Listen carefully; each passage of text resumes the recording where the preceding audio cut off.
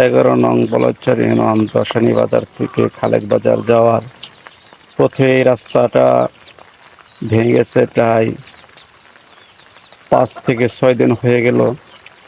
এখান থেকে অনেক মানুষ এই দিক থেকে চরজঙ্গল দিক থেকে দশানী বাজার অনেক কাঁচামাল নিয়ে তারা বাজারে যায়, কিন্তু এই রাস্তার আজ থেকে 4 থেকে 5 দিন আগে একটা ভিডিও দিয়েছিলাম, বরাট করে দিবে।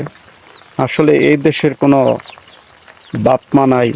বর্তমানে এমন এক পরিস্থিতির ভিতরে আছি, কাকে বলবো ভাই, যে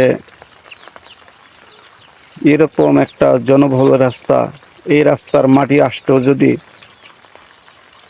আজকে 5 থেকে 7 দিন সময় লাগে, তাহলে যেই সব রাস্তায় মানুষজন চলাচল কম করে, তাহলে ওই রাস্তাকে 2-4-5 বছরের ভিতরে হবে কিনা এইটাও ভাবতে অবাক লাগে। কিন্তু স্কুলের ছাত্ররাও যাইতে পারতেছে না, এরকম এক ভাঙ্গা রাস্তা দিয়ে মানুষ চলাচল করছে, তবু কারো কোনো মাথা ব্যথা নেই। এত বড় একটা ভাঙ্গা রাস্তা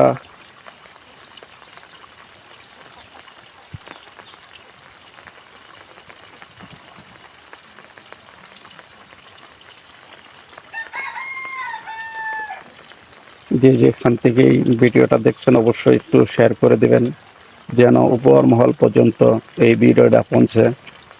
তা না হলে আসলে মানুষের এতটা দুর্ভোগ, কোনোভাবেই মানুষ চলাচল করতে পারতেছে না।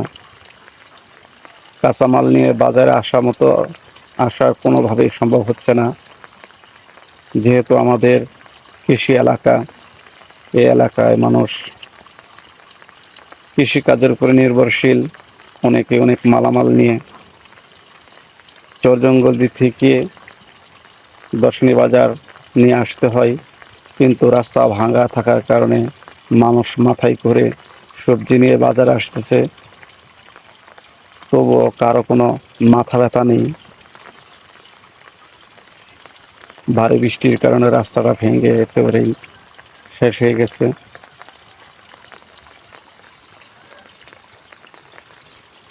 ভারী বৃষ্টির কারণে দেখেন